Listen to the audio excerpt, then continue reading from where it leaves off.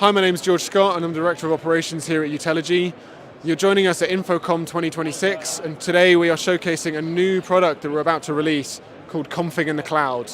So traditionally with Utelogy, you would have had to do device onboarding from our data collector, which is called the U server, which required users to be on the network to be able to configure devices.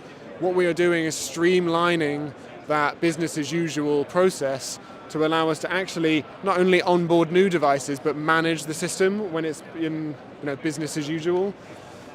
So essentially from the platform, we've got the ability to see all the devices we're monitoring, but critically, we can click on any device. And from here, not only can we view what that device is doing, all of the information from that system, we can also control that system by lighting up all of the commands that are available in there.